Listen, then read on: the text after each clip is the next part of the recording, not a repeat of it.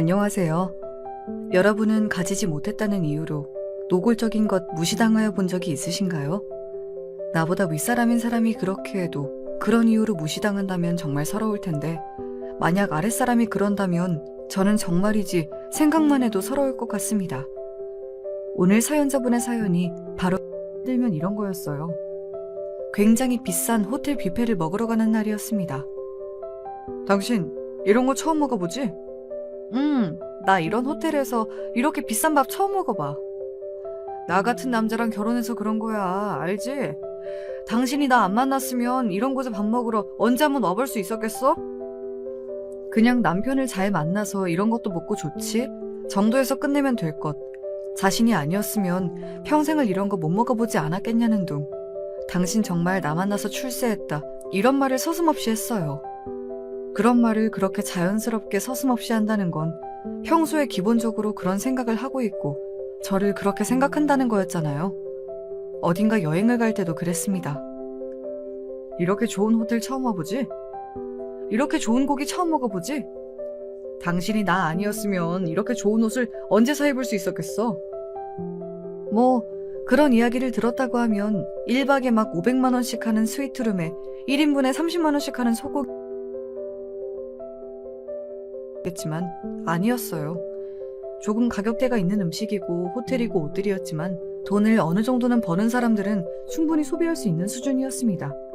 하지만 남편은 그런 걸 사주거나 먹을 때는 정말 말도 안 되는 생색을 냈거든요. 처음엔 고맙다가도 그런 과도한 생색에 결국은 안 먹고 안 입고 안 가고 말지 하는 생각이 들 수밖에 없었습니다. 그 소리를 듣기가 싫어서요. 그래서 제가 다른 좀 저렴한 밥이나 가성비가 좋은 숙소 같은 걸 예약하면 남편은 그것도 지나가지 않았어요. 그리고 꼭 엄청 기분 나쁘게 이런 말을 하고 넘어갔습니다. 취향이 가난하면 안 되는 거야. 뭐? 이런 거 맛있다고 먹고 가격 생각하면서 숙소 고르고 좀 없어 보이잖아. 그러니까 어디 가선 이러지 마. 나 부끄럽게. 아니, 그 밥집도 숙소도 멀쩡히 가는 사람들이 있는 곳들이었고, 그리고 별로인 곳들도 아니었거든요. 둘 다 맛집이라고 가성비 좋다고 사람들이 늘 바글거렸던 곳이었고요. 그런데 그런 사람들을 늘 발 아래 보면서 자기가 위에 있다는 듯 굴었어요. 물론 저에게는 더했고 말이죠. 그래서 어느 순간부터 남편이 굉장히 뭐랄까 좀 우습더라고요. 누가 보면 본인이 재벌 3세쯤 되는 줄 알겠어. 남들보다 조금 여유로운 수준이면서 본인이 더럽게 부자인 양 으스대는 거 정말 너무 꼴보기 싫어. 네가 콩깍지가 씌어서 그때는 몰라서 그렇지. 네 남편 연애할 때도 그랬어. 어? 진짜? 응. 우리 밥 사줄 때도 꼭 이거 비싼 거예요 이런 말 몇 번씩 하고 넘어갔고, 그리고 네가 네 남편이 준 선물 자랑할 때도 우리한테도 오빠가 이거 되게 좋은 거라고 했어 라고 꼭 말했잖아. 그래서 우리끼리는 남자친구가 그런 거 되게 말하는 타입인가 보다 했었는데, 자주 보지 않는 친구들도 다들 남편의 성향을 어느 정도는 알고 있었더라고요. 그런 거 보면 남편은 남들이 봐도 한 번에 꼴불견이긴 했던가 봅니다. 지금 생각해보면 저는 남편이 뭐가 좋아서 결혼까지 한 건지 모르겠어요. 그래서 이혼을 생각했던 적도 있었습니다. 하지만 매번 금방 다시 접었던 것 같아요. 늘 이유는 달랐습니다. 한 번은 남편과 헤어지고 어떻게 살아야 하느냐는 생각에 그랬던 적도 있고요. 아이를 낳고 난 뒤에는 아이를 생각하지 않을 수 없었고, 그리고 결정적으로 저희 엄마가 남편을 무척 좋아했어요. 아이고, 이번 생일에도 네 남편이 나한테 용돈이라면서 봉투를 주더라. 그거 얼마 된다고 그렇게 좋아해. 금액도 금액이지만 마음 아니니. 나는 내 자식 중에 너같이 그렇게 결혼 잘하는 애가 나올 거라고는 생각도 못했어. 남편 복 없는 년은 자식 복도 없다고 하잖니. 그런 말이 어딨어. 왜 없어? 다들 하는 말인데. 아무튼 내가 어디 가서 내가 너랑 너희 남편만 이야기하면 어깨가 올라간다니까. 다들 사위가 용돈 준다고 하면 얼마나 부러워하는지 몰라. 엄마가 그런 말을 하는 걸 한 번 들은 이후로는 정말 더더욱 망설이게 되더라고요. 그런 거 있잖아요. 나만 참으면 돼. 그런 생각이 드니까. 나만 아무렇지 않은 것처럼 하고 있으면 다들 행복한가 보다. 그렇게 생각하며 버텼던 것 같아요. 만약에 남편이 그 정도만 했어도 저는 그냥 남편과 평생 살았을 겁니다. 그냥 생색내기 좋아하고 그로 인해 나를 조금 무시하더라도 엄마가 저렇게 좋아하고 아이에게도 아빠가 있는 게 좋으니까 하고 생각하면서 말이죠. 하지만 불행히도 남편은 거기서 멈추지 않고 점점 더 심해졌습니다. 원래 그렇잖아요. 누가 잘못되었다고 지적해주지 않은 상태에서 그 잘못됨이 지속이 되면 점점 더 죄의식 없이 더하게 된다는 거 말입니다. 저희 남편이 딱 그랬어요. 내가 내 무덤을 판 것 같아.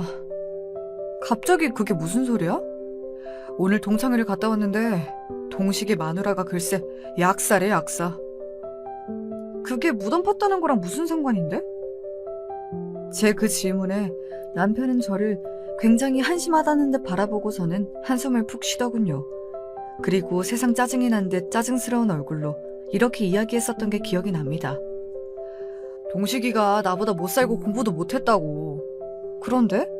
나보다 결혼을 잘했잖아. 내가 진 거 같잖아. 나랑 결혼한 걸 후회한단 소리야? 너 같으면 좋겠냐? 내가 오늘 마누라 뭐 하냐는 말에 쪽팔려서 아무 말도 못했다고. 집에서 쳐논다는 말을 어떻게 하냐? 마누라가 쪽팔린다는 말을 그렇게 아무렇지 않게 할 수 있어? 이건 교육도 제대로 안 돼 있어. 하늘 같은 남편이 말을 했는데 어디서 대꾸를 해? 너 진짜 한 대 맞고 싶냐? 때리라고! 내가 못할 줄 알아? 그날 처음으로 남편한테 맞았어요. 세게 맞거나 많이 맞은 건 아니었지만 아마 누군가에게 맞아보신 분은 아실 겁니다. 처음에 그 충격이 엄청났던 것 같아요. 그래서 아직 그날이 제 기억 속에 굉장히 충격적인 일로 기억되어 있고요. 그 뒤로도 남편에게 여러 번 맞았지만 그날의 기억이 가장 크게 남아있거든요. 네, 그날 이후로 남편은 저를 향해 폭력을 행사하기 시작했습니다. 한 번이 어렵지 2번, 3번은 쉽더라고요. 나중에는 정말 죄의식을 느끼지도 미안해하지도 않는 것 같았고 말이죠. 하지만 저는 그럼에도 남편에게 벗어날 생각을 하지 못했습니다. 겁쟁이였죠 뭐. 그리고 저를 우습게 보기 시작하니 저희 가족은 더더욱 그렇게 될 수밖에 없었어요. 하루는 제 여동생에 대해 이런 말을 하더군요. 저에게는 여동생이 하나 있었거든요. 시집을 가지 않은. 첫째는 결혼을 못한 거지? 걔는 안 한 건데? 남자친구 있었는데 안 했잖아. 할 수 있는데 안 하는 사람이 어딨어. 그건 핑계일 뿐이고 그냥 못한 거지. 처제가 남자들한테 인기 있을 타입은 아니잖아. 동생을 갑자기 험담하는 그 분위기에 기분이 나빠서 인상을 썼었습니다. 그랬더니 저를 보면서 약간 비웃더군요. 그러고는 이렇게 말했습니다. 왜? 동생 욕하니까 기분 나빠? 근데 처제는 너무 여자가 고분고분한 맛이 없어. 사람이 너무 드세기만 하잖아. 나는 걔가 부러운데? 제 그 말에 남편이 인상을 팍 쓰더군요. 뭐가 부러운데? 대체 왜? 너도 혼자 살고 싶어? 아니면 남자한테 따박따박 말 다 받아치면서 그걸 당당하다고 생각하고 살고 싶어? 자기 일하고 자신감 넘치고 나는 내 동생 멋지다고 생각하는데? 이게 어디서 남편이 이렇게 이야기하는데도 그게 자신감 넘치는 거야? 그냥 나이 먹고 결혼 못하는 노처녀가 성격만 더러워진 거지. 내 동생이야. 그만 욕해. 이게 진짜 미쳤나? 이 남편은 안 무섭냐? 그날 저는 남편에게 정말 많이 맞았습니다.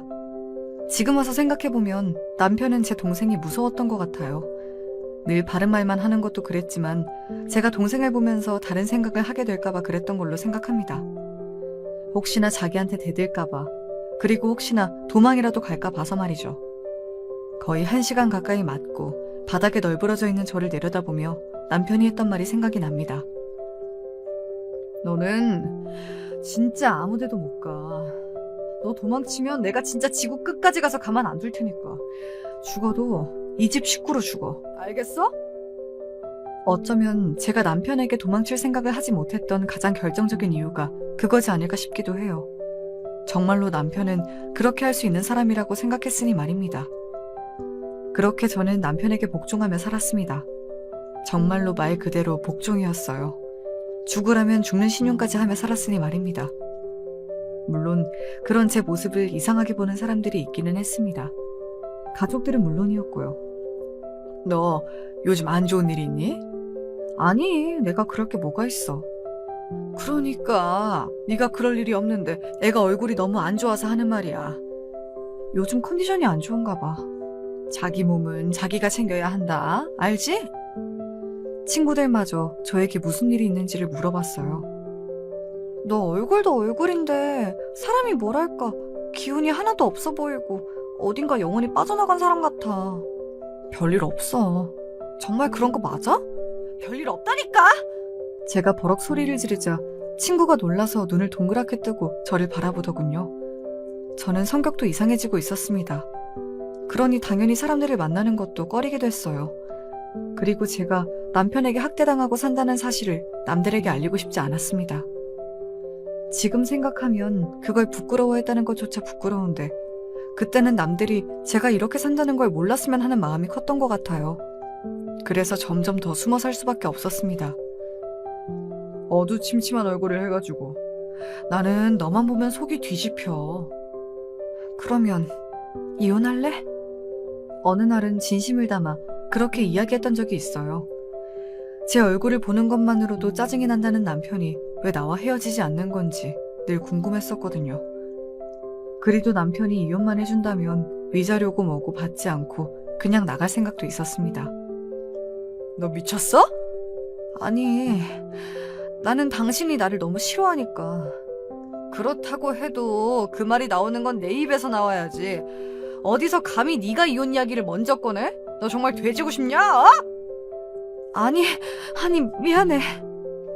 남편에게 맞으며 생긴 습관 아닌 습관이 하나 있는데 그건 위협적인 상황이 생기거나 누군가가 저에게 손만 들어도 제가 움찔하면서 손으로 저 자신을 막는다는 것이었습니다.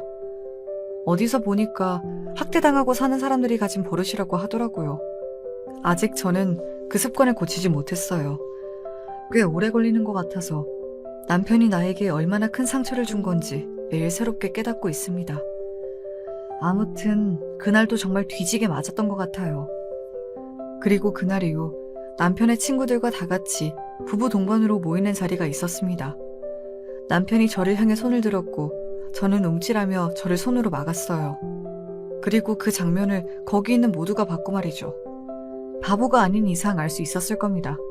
아, 저 여자 맞고 사는구나 하고 말이죠. 누가 보면 내가 당신 때리는 줄 알겠어.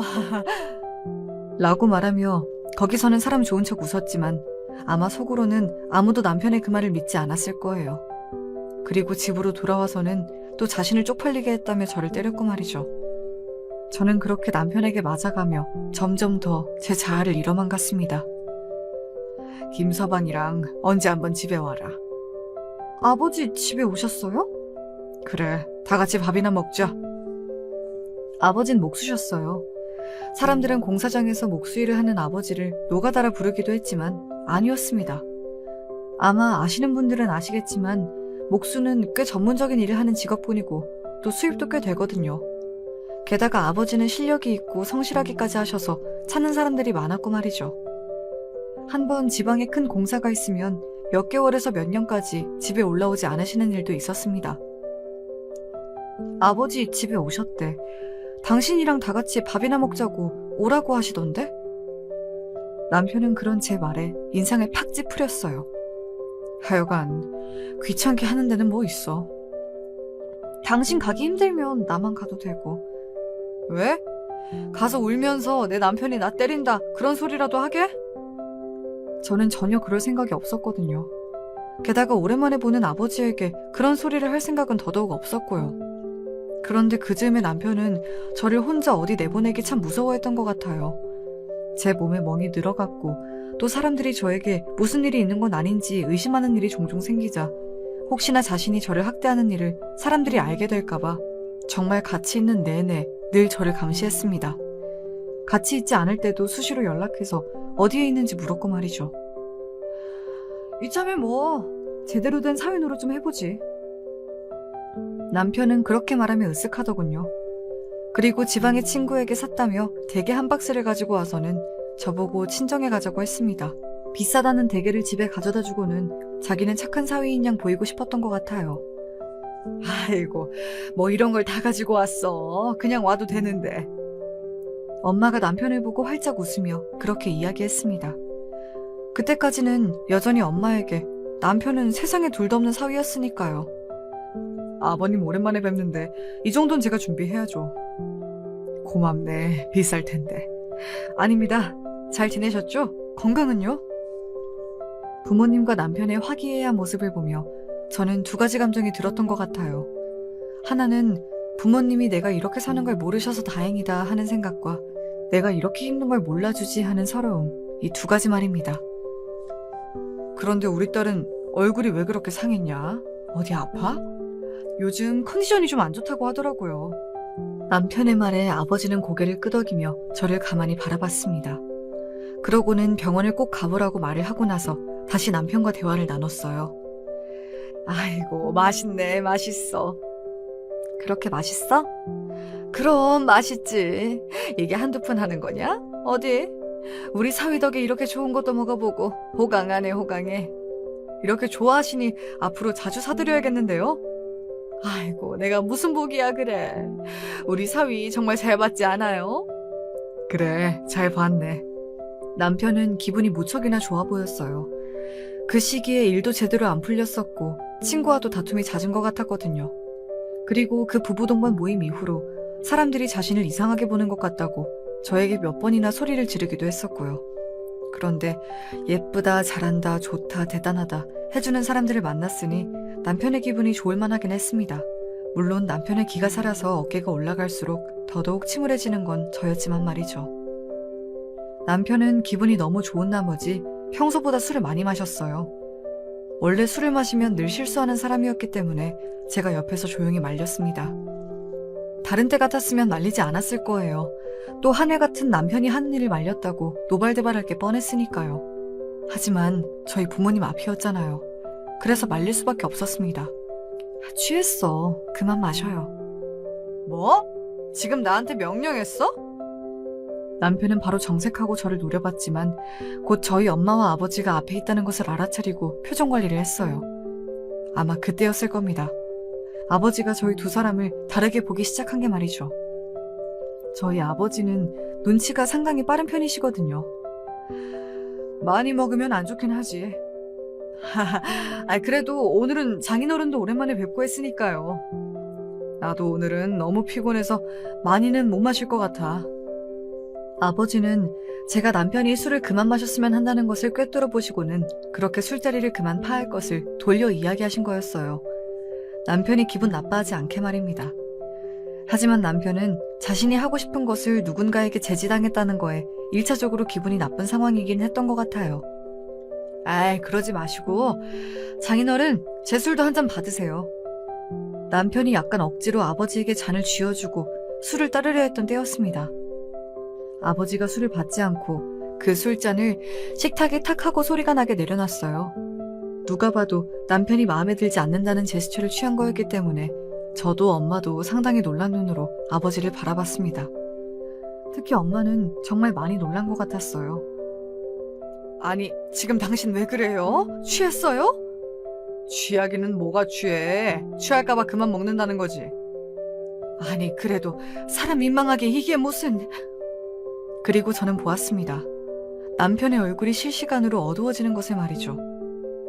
원래도 본인이 화가 나면 참는 성격은 아니긴 했지만 술을 마시거나 하면 그걸 더 제어하기 힘들었어요. 저도 그래서 남편이 조금이라도 취한 것 같은 날에는 더더욱 조심했고 말이죠. 장인어른. 남편이 아버지를 낮은 목소리로 불렀고 아버지는 그런 남편을 아무 말 없이 바라봤습니다. 저는 그때 알아차렸던 것 같아요. 아버지가 뭔가를 알고 있다. 방금 그 행동은 일부러 한 행동이다 하는 것을 말입니다. 왜 그러냐? 뭐가 문제야? 제가 지금 기분이 너무 좋아서 같이 좀 맞춰달라는 건데 그걸 못 해주신다는 거예요? 에? 과음은 좋지 않으니 하는 말 아닌가? 남편의 언성이 높아지는 것을 본 엄마가 눈을 동그랗게 떴지만 아버지는 아무런 동요가 없었습니다. 여전히 조금 전과 똑같은 얼굴과 목소리로 남편을 향해 계속 이야기를 이어나갔어요. 오늘은 그만하고 집으로 돌아가게. 그리고 우리 딸은 오늘 하루 여기서 자고 가게 두고. 알겠지? 아마도 아버지의 생각은 남편을 집으로 보내놓고 저에게 무슨 일이 있었는지 세세하게 캐물을 생각이셨던 것 같아요. 하지만 그렇게 하지 않아도 남편이 저에게 어떤 짓을 하는지 알 수 있게 되었지만요. 여기서 자고 간다고요? 이 사람이? 딸내미가 부모 집에서 하루 자고 가는 게 이상한 일은 아니지 않는가? 아버지의 말투가 점점 날카로워지고 있었어요. 아버지는 눈치를 완전히 채신 겁니다. 어느 정도인지 몰라도 제 결혼 생활이 평탄하지 않고 그 원인은 바로 남편에게 있다는 것을 말이죠. 엄마는 중간에서 몹시 곤란해하셨어요. 당신 왜 이래요? 취했어요? 한 병도 안 마셨는데 뭐가 취해?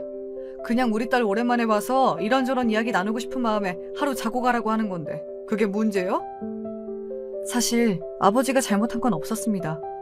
그러니 엄마도 남편 눈치를 한번 힐끔 보고서는 어색하게 웃으며 이렇게 이야기한 거고 말이죠. 그래, 오늘 하루만 얘 집에 두고 가. 어? 내일 일찍 보낼게. 아버지는 엄마의 그런 태도에 인상을 확 찌푸리셨어요. 나중에 들은 이야기인데 딸내미 앞에서 그렇게 사위에게 설설 기는 모습을 보여주면 남편이 저도 우습게 보는 게 당연하다고 그런 생각을 하셨던 것 같더라고요. 싫은데요? 남편이 그렇게 이야기하며 젓가락을 소리가 나게 식탁에 내려놨습니다. 아니 사실상 던진 거나 마찬가지였어요. 남편의 모습은 엄마는 놀란 눈으로 바라봤고 아버지는 아무런 감정이 없는 눈으로 바라봤습니다. 저는 놀라긴 했던 것 같아요. 남편의 그런 모습을 처음 봐서? 그런 이유는 전혀 아니었고요. 다른 사람 앞에서 그렇게 막 나갈 줄은 몰랐기 때문에 그거에 놀랐습니다. 자네, 지금 뭐라고 했나? 싫다고 했어요. 시집 보냈으면 끝 아닌가요? 아버님은 출가 외인이라는 말도 모르세요? 저 사람은 이제 우리 집 사람이에요. 엄마가 놀란 얼굴로 남편을 보다가 남편을 재빨리 말렸습니다. 아마 더 이상 큰 소리가 나오는 걸 막아야겠다 생각하신 것 같았어요. 그렇지 않다는 게 아니라 그래도 우리 딸이기도 하니 오랜만에 데리고 자겠다는 거야. 자네가 한 번만. 아이씨. 남편이 욕을 했습니다. 그리고 남편의 그 욕을 엄마도 아버지도 다 선명하게 들었고 말이죠. 엄마는 너무 놀라서 그 자리에서 입을 떡 벌리고 굳었어요. 엄마는 정말로 몰랐다고 하더라고요. 남편이 그런 사람이라는 걸 말입니다. 자네 지금 뭐라고 했나? 이 집안 사람들은 대체로 자기 주제 파악이 잘 안 되는 것 같아요. 내력인가? 뭐? 아니 전현도 매일 지 주제 파악 못해서 나한테 맞거든요? 저는 거기서 굳을 수밖에 없었습니다. 그 말까지 남편이 할 줄은 정말로 몰랐거든요. 그리고 얼굴이 시뻘겋게 달아오른 게 느껴졌어요. 수치심 그런 감정도 있었던 것 같고 부모님이 몰랐으면 하는 마음이 컸으니까 그거에서 오는 복합적인 감정이었던 것 같아요. 뭐? 맞아? 네. 매일을 나한테 개처럼 맞으면서 살거든요. 몰랐죠? 아버지의 표정이 험악해지는 것을 저는 봤습니다. 평소엔 순해 보여도 화가 나면 너무 무서운 분이셨거든요. 그런 아버지의 모습을 알아서 저도 아버지를 조금 어려워하는 것도 있었고 엄마도 정말로 중요한 때는 아버지 말을 다 들었고요. 하지만 남편은 몰랐죠. 아버지의 그런 모습을 단 한 번도 본 적이 없었으니까요. 비싼 밥 사 먹였더니 자꾸 이렇게 사람을 열을 받게 하네? 이게 얼마짜리 댁인 줄 알아? 앞서 이야기했지만 남편은 자기가 돈을 쓰거나 남에게 잘해준 게 있으면 그걸 끝까지 생색을 내고 감사하다는 인사를 100번은 받아야 하는 사람이었거든요. 그런데 그 인사를 채 받지도 못했는데 이렇게 자신의 빈정을 상하게 했으니 남편의 입장에서는 엄청나게 화가 날 만한 일이었던 겁니다. 아버님은 이런 거 드셔보시기나 하셨어요? 평생? 남편은 그렇게 말하며 아버지를 비아냥거렸습니다. 그리고 급기야는 댁의 다리를 하나 들어서는 그걸로 아버지의 어깨를 밀었어요. 정말 누가 봐도 폐륜, 하극상, 그런 단어들이 생각나는 행동이었습니다. 평생 노가다꾼으로 살아온 양반이 이런 귀한 거 먹어보기나 했냐고. 사위 덕에 먹어봤으면 고맙다 납작 엎드려서 좋은 말이나 해댈 것이지 어디 시집 보낸 딸내미를 자고 가라 어쩌라 하면서 나한테 명령질이야. 확실히 취하긴 한 것 같다는 생각이 들었습니다. 그때 제 머릿속에 한 가지 생각이 스쳐 지나갔어요. 그 생각이 든 순간 남편을 말려야겠다는 마음밖에 들지 않았습니다. 그래서 저는 남편의 팔을 재빨리 잡았어요. 그러고는 이렇게 말했습니다. 나 그냥 집에 갈 테니까 당신도 그만 마셔. 그리고 일어나자. 너 오늘 집에 못 간다. 자고 가. 아버지. 아니 이것들이 진짜! 남편이 자리에서 벌떡 일어서며 저를 밀었습니다. 그래서 저는 넘어졌고요. 제가 남편을 말린 이유가 그거였어요. 바로 혹여나 저와 아버지에게 지금 이 자리에서 폭력을 행사할까 싶어서 말입니다. 그것만큼은 부모님에게 보여주거나 당하게 하고 싶지 않았거든요. 이 노인네가 죽고 싶나? 너도 맞을래? 나한테 뒤지게 맞아야 정신을 차리지? 네 딸내미처럼! 남편은 해선 안 될 말을 입에 담고야 말았어요. 그 순간 엄마의 표정이 굳었고 그리고 아버지의 눈이 돌아가는 게 보였습니다. 그리고 저는 다 끝났다는 생각에 멍하니 바닥에 앉아 있었던 것 같아요. 이 개자식이! 아버지는 그렇게 이야기하며 손에 온 힘을 실어 남편의 얼굴을 후려 갈겼습니다. 퍽 하는 소리가 거실에 울려 퍼졌어요. 짝도 아니었습니다. 퍽이었어요. 앞서 이야기했지만 저희 아버지의 직업은 목수셨습니다. 그동안 공사판에서 그렇게 험한 일을 하면서 얼마나 손이 두껍고 커졌겠어요. 그리고 그 힘은 말할 것도 없고 말이죠. 아버지 장난으로 툭 치기만 해도 엄마가 아프다고 쓰러지는 신용을 했었으니까요. 그런 게 그 손으로, 그것도 아버지가 온 힘과 체중을 다 실은 상태로 남편은 뺨을 얻어맞은 겁니다. 아마 어디서 몽둥이를 하나 가져다 자기의 머리를 치는 것 같았을 거예요. 나중에 잠깐 여기가 이승인지 저승인지 했다는 생각이 들었다는 걸 나중에 들었거든요. 이게 지금 뭐 하는 짓이세요? 이놈이 내 딸 때렸다면서. 그러면 너도 나한테 맞아야지. 안 그래? 아버지는 그렇게 이야기하며 소매를 다시 걷어붙였습니다. 당장이라도 남편의 뺨이며 뭐며 다 때릴 기세로 말이죠. 남편은 그런 아버지의 모습에 움찔하는 게 보였어요. 힘으로 하면 자신이 이길 수 없다는 걸 아마 직감적으로 알았을 겁니다. 남편의 분노는 늘 자신보다 약한 사람들을 향했으니까요. 경찰에 신고할 거예요. 그래 해. 그 전에 너는 나한테 일단 죽어. 알겠어? 아버지의 그런 모습에 남편은 자리에서 벌떡 일어나 도망가듯 몸을 피했습니다. 그 모습이 어찌나 웃기고 추하던지 아직도 생생하게 기억나네요. 이리 못 와? 내가 너 죽여버린다. 어딜 우리 딸을 때려. 이 작은 애를 때릴 곳이 어디 있다고. 너는 오늘 내 손에 죽어.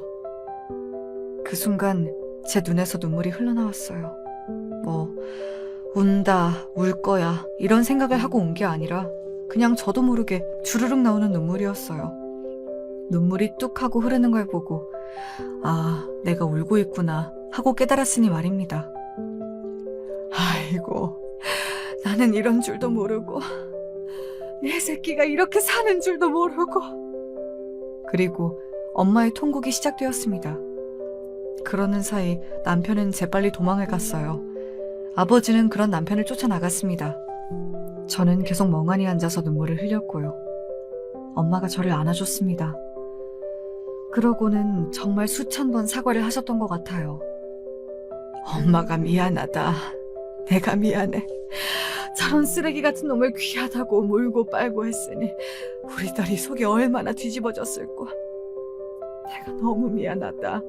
엄마가 미안해. 괜찮지 않았어요. 그동안의 일도, 그리고 부모님이 모든 걸 알아버린 그때의 상황도 말이죠.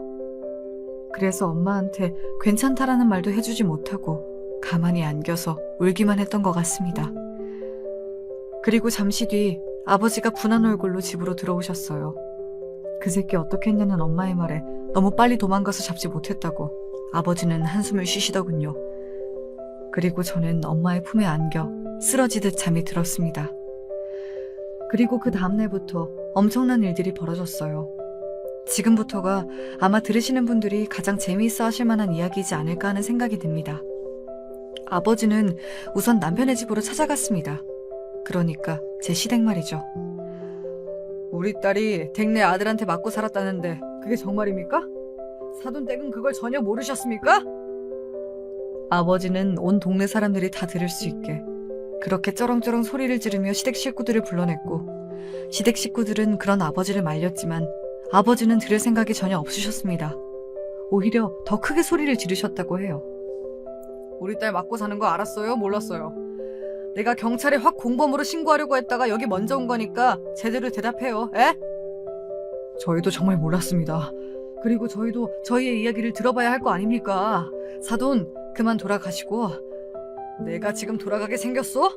우리 딸이 기절할 만큼 맞으면서 살았다는데 애가 지금 눈에 빛을 다 잃었는데 당신 같으면 당신 딸이 그렇게 맞고 살아도 그걸 알게 됐어도 가만히 있을 수 있겠냐고! 그 덕에 온 동네 사람들이 남편이 저를 때린 걸 다 알게 되었다고 해요. 시아버지가 평판이 좋고 굉장히 점잖으신 분인데 사람들이 사실은 시아버지도 집에서 시어머니 때리고 그런 거 아니냐고, 아들이 그걸 어디서 배웠겠냐고 하도 수군거리는 통에 동네에서 고개를 들고 다닐 수 없다가 급기야는 최근에 집을 내놓으셨다고 하더라고요. 더 이상은 그 동네에 살 수 없게 되어서 말입니다. 사실 저도 그동안 남편 몰래 하나둘 증거를 모아놓긴 했었습니다. 예를 들어 남편이 저를 때릴 것 같으면 미리 휴대전화의 녹음 기능을 켜둔다거나 남편이 저에게 전화 오는 거, 보내는 문자 이런 것들을 다 남겨놨어요. 혹시나 언젠가 쓸 일이 있을까 싶어서 말이죠. 그리고 그날이 오긴 하더라고요. 절대 오지 않을 줄 알았는데 말입니다. 너 정말 나랑 이혼이라도 하겠다는 거야? 어? 그러면 이렇게 모두가 다 알게 됐는데 내가 당신이랑 같이 살 수 있을 거라고 생각하는 거야 지금? 이게 어디서 또 말대꾸를 한 번만 더 때려. 나도 그땐 가만히 안 있어. 제가 이를 악물고 그렇게 이야기하자 남편도 당황한 게 보였습니다. 단 한 번도 제가 그런 태도를 보인 적이 없었으니 남편의 입장에서는 그렇게 놀랄만한 일이긴 했을 거예요. 가만 안 있으면 어쩔 건데? 아버지한테 이럴 건데? 말은 그렇게 해도 태도에서는 이미 좀 게 티가 났어요. 그리고 남편은 저희 아버지에게 엄청 겁을 먹은 것 같더라고요. 아버지 이야기만 해도 움찔하는 걸 보고 알았습니다. 그날 맞았던 게 꽤나 아팠던 모양이더라고요. 게다가 아버지를 절대 이길 수 없다는 것도 알게 된 모양이었고요. 그리고 너는 정말 내가 그동안 그냥 당하고만 있었을 거라고 생각하니? 그게 무슨 소리야? 남편은 정말 영문을 모르겠다는 듯 저를 바라보더군요. 그런 남편에게 제가 서류봉투 하나를 건넸습니다. 그걸 열어본 남편의 표정이 점점 굳다 못해 하얗게 질려갔어요. 아니, 이걸 다 어떻게... 언제 이걸... 그 안에는 그간 제가 모았던 저를 향한 남편의 학대에 대한 증거들이 가득했습니다. 저를 때렸던 날 병원에 가서 찍었던 사진, 그리고 의사의 진단서, 남편의 폭언이 담긴 문자의 내용들, 그리고 저를 때릴 때의 음성이 녹음된 파일들까지 말이죠. 그게 끝이 아니야. 더 봐. 그리고 남편은 제가 절대로 모를 거라 생각했던 자신만의 비밀 하나가 더 있었습니다. 그건 바로 너 꼴에 바람도 폈더라? 불륜까지 한 거예요. 저는 남편이 불륜을 한 것 자체는 기분이 나쁘거나 하지 않아요. 배신감? 그런 거 전혀 느끼지 못했습니다. 오히려 남편이 다른 여자를 만난다는 걸 알고 기쁘기까지 했었거든요. 제발 나를 버리고 그 여자에게 가라 라는 생각을 할 만큼 말이죠. 하지만 이런 상황에서 남편의 외도는 제가 더 쉽고 빠르게, 그리고 더 많은 것들을 받아내며 이혼을 할 수 있는 무기가 되었어요. 이미 그 자료들을 가지고 변호사를 다 만나고 온 다음이었고 말이죠. 남편이 말을 더듬었습니다. 이걸 다 모았단 말이야? 그동안? 그러면 내가 정말로 아무 생각도 없이 너한테 당하고만 살 줄 알았니? 나도 생각이라는 걸 해. 내가 진짜 등신이야? 어? 남편은 아무 말 없이 가만히 제가 건넨 자료들을 하나둘 봤습니다. 남편도 알았을 겁니다. 이혼하지 않을 방법은 그 어디에도 없을 거라는 걸 말이죠. 머리 굴리지 말고 순순히 도장 찍어. 그리고 다시는 내 앞에 나타나지 마. 알겠어? 만약에 내 요구를 하나도 들어주지 않으면 내가 무슨 짓을 할지 나도 몰라. 제 그 말에 남편은 쫀득했지만 그래도 끝까지 자존심을 세우더군요. 자기가 그렇게 무시하고 막대하던 아내에게 이런 소리를 듣는 게 퍽이나 자존심이 상한 모양이긴 했습니다. 정말 가짱캐도 말이죠. 뭐 어떻게 할 건데? 아버지한테 이럴 거라니까? 그리고 소송도 할 거야. 그리고 네가 가는 모든 곳에 네가 한 짓을 전시할 거야. 네 친구들, 네 회사 동료들, 네가 아는 모든 사람한테 이거 다 보낼 거라고. 알아들어? 이 개새끼야? 그 말은 정말 남편이 본인의 인생에서 들어본 말 중에 가장 무서운 말일 겁니다. 저는 확신할 수 있어요. 그렇게 사람 좋은 척을 하면서 가오 떨어지는 걸 죽기보다 싫어하는 양반이 자기 몸에 반도 안 되는 마누라를 팬 것도 모자라서 70이 넘은 장인어른에게 그렇게 맞고 도망을 다녔다는 것. 아마 죽기보다 주변 사람들에게 알려주기 싫었을 거예요. 알았어. 알겠으니까 합의서 들고 와. 그렇게 순순하게 대답하더군요. 그리고 이 말을 몇 번이나 했습니다. 깨끗하게 당신 원하는 거 다 해주면 소문 안 낼 거지? 진짜 소문 내지 마. 알겠지? 바로 이 말이요. 그렇게 저와 남편은 이혼했습니다. 재산 분할은 물론 위자료의 양육권까지 죄다 제가 가지고 왔어요. 그리고 남편은 제 허락 없이는 제 앞에도 아이 앞에도 나타나지 않겠다는 각서까지 썼고 말입니다. 저는 그렇게 지옥 같았던 결혼 생활을 끝냈습니다. 지금은 이렇게 이야기할 수 있어도 한동안은 그 관련된 이야기는 아무것도 하지 못했어요. 떠올리는 것조차 너무 고통스러웠으니까요. 이제는 어느 정도 상처가 치유가 되어 이런 이야기를 제가 먼저 꺼낼 수 있게 된 게 무척이나 다행이라는 생각이 드네요. 병원에 다니고 있기도 하고 무엇보다 제 주변에 좋은 사람들이 많아서 극복할 수 있었던 것 같습니다.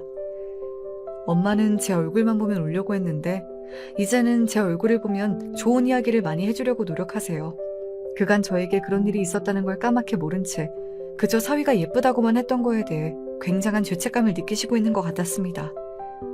전혀 그러지 않아도 되는데 말이죠. 저는 오히려 모르시길 바래서 감췄던 거기도 하고요. 그리고 아버지는 한동안 남편을 계속해서 괴롭혔어요. 아니, 괴롭혔다기보다 겁을 준 거죠. 너네 아버지같이 덩치도 좋고 힘도 좋고 게다가 나를 그렇게 때려본 적이 있는 사람이 그렇게 주변을 계속 돌아다니면 무섭지. 나 같아도 너한테 전화할 만한 것 같아. 남편이 저희 아버지가 무섭다고 더 이상 자신을 쫓아다니지 않았으면 한다고 전해서 연락해왔거든요. 고작 저런 인간이 무서워서 그간 잠자코 있었다는 게 어이가 없을 만큼 하찮다고 생각했던 것 같습니다. 아마 그 새끼는 저희 아버지가 무서워서라도 제 옆에 나타나진 않을 거예요. 아니, 그 전에 그 상간녀라는 여자와 다시 재혼했으니 더 그랬긴 했을 겁니다. 네, 남편은 금방 다시 재혼을 했습니다. 보통 이런 경우에는 그 상간녀를 욕하고 싶다든지 아니면 그래 너도 어차피 바람 피워서 하는 결혼이고 네 엿보니까 그런 개새끼한테 실컷 당해봐라 뭐 그런 생각이 들 것 같잖아요. 하지만 저는 둘 다 아니었습니다. 너무 불쌍하지 않니? 세상에 남편 불륜녀를 이렇게 진심으로 불쌍하다고 생각하는 사람은 너밖에 없을 거다 진짜로. 하지만 저는 정말로 그녀가 불쌍했거든요. 저와 같은 일을 당한다는 걸 생각하면 말이죠. 아무리 불륜이 엄청난 잘못이긴 하지만 제가 당했던 수년의 그런 일들을 다 당할 만큼의 죄는 아니라는 생각이 들기도 했고요. 그만큼 남편은 저를 학대했으니까요. 할 수만 있다면 그 불륜녀를 찾아가서 그 결혼은 절대 하지 말라고 뜯어말리고 싶었지만 주변에서 말렸습니다. 그 여자의 엿보이기도 하고 무엇보다 이제 더 이상 그 집 식구들과 엮이지 말라고 말이죠. 저도 그러고 싶진 않았기에 찾아가진 않았던 것 같아요. 그리고 얼마 지나지 않아 그 여자도 도망을 갔다는 소식을 들을 수 있었습니다. 다행이라고 생각했던 것 같아요. 그리고 저보다 낫다는 생각도 했고 말이죠. 그게 무슨 개소리야. 뭐가 너보다 나아. 나는 그 지옥을 바보같이 몇 년을 버티고 있었는데 금방 도망가잖아. 그것만으로도 똑똑한 거지. 나보다 나아. 어이가 없다. 어이가 없어. 세상에 불륜녀를 그렇게 생각해주는 사람은 너밖에 없을 거다 아마. 친구는 그렇게 이야기하며 고개를 저었지만 본인도 그렇게 생각하긴 했을 거예요. 그런 남자한테 여자가 당하고 사는 건 마음이 쓰이는 일이니까 말이죠. 심지어는 저희 엄마도 그 불륜녀 어떡하냐는 말을 했을 정도니까요. 시댁은 이사하였고 남편은 회사에서 잘렸습니다. 동네에 소문이 파다하게 났는데 그게 남편의 회사에까지 흘러들어간 모양이었어요.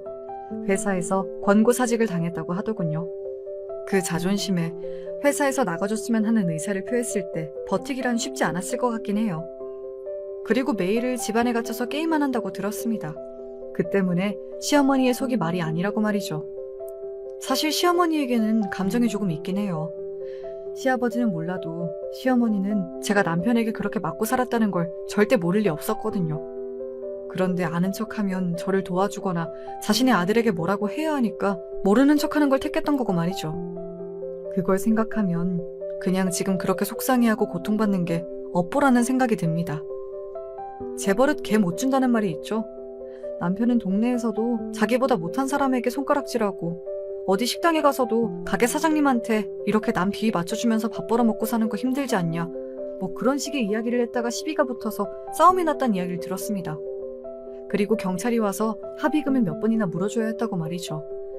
친구들에게도 다 손절을 당했다고 하더군요. 전에 왜 약사 아내와 결혼했다던 그 친구에게도 시비를 걸었다고 했습니다. 나보다 평생을 못 낳았던 애가 어떻게 자기보다 잘 살 수 있냐면서 화를 내서 말이죠. 그러면서 그 약사 아내를 자기가 꼬시겠다며 말도 안 되는 개소리를 해댔다고 하더군요. 친구에게도 회사에게도 손절을 당하고 이제 가족밖에 남지 않았다고 했습니다. 그마저도 시아버지나 동생들은 찾아오지도 않고 시어머니만 가끔 들여다본다고 말이죠. 남편은 아마 결국에는 자기 어머니에게도 버림을 받게 될 거예요. 제가 아는 시어머니는 인내심이 있는 사람이 아니었고 남편은 그 정도를 뛰어넘는 사람이었으니 말입니다. 그렇게 남편의 주변에는 결국엔 아무도 남지 않게 될 겁니다. 자신의 자랑을 더 이상 할 수 없고 누군가 옆에서 잘났다고 해주는 사람이 아무도 없는 현실. 남편은 그 현실 속에서 외롭고 처절하게 살 거예요. 그게 저는 최고의 복수라고 생각합니다. 그리고 저는 그 반대로 정말 많이 행복해하며 좋은 일만 만들려고 노력하는 삶을 살 거라고 말이죠. 저에게는 좋은 사람들이 주변에 많으니까요. 남편과는 달리 말입니다. 한때는 정말 복이 없는 사람이다라고 생각했는데 이렇게 보니 제가 복이 많은 것 같기도 하네요. 나 이제 은퇴할 거다. 잘 생각하셨어요. 이제 편하게 쉬세요. 돈 없어서 굶어 죽을 걱정을 해야 하는 것도 아닌데. 그 전에 내가 너한테 줄 게 있다. 아버지는 그렇게 말씀하시면서 저에게 뭔가 하나를 건넸습니다. 바로 통장이었어요. 그리고 그걸 의아한 눈으로 열어보고서는 경악하는 눈으로 바뀔 수밖에 없었습니다. 너무 큰 돈이 들어있었거든요. 그동안 악착같이 모은 돈이야. 내 새끼들 주려고. 너무 큰 돈이라 받을 수 없다고 이야기한 저에게 아버지가 한사코 쥐어주시면서 그렇게 말씀하셨습니다. 그리고 지금 그 통장은 제 방 서랍에 있어요. 언젠가 필요한 날이 오면 다시 열어볼 생각입니다. 함부로 쓸 수 없는 돈이잖아요. 아버지의 피땀 눈물인데. 제 이야기는 여기까지입니다. 저는 오늘보다 내일, 그리고 모레 더 괜찮아지고 행복해질 거예요. 남편은 반대로 오늘보다 내일, 그리고 모레 더 불행해지겠죠. 꼭 그러길 바라고 있기도 하고 말입니다. 오늘 마지막까지 저와 제 이야기 들어주셔서 너무 감사합니다. 이렇게 다 털어놓고 나니 한결 가벼워진 것 같은 기분이 드네요. 저는 이제 그만 사연을 줄일게요. 제 이야기를 들어주신 모든 분에게는 언제 어디서나 좋은 일만 있기를 바랍니다.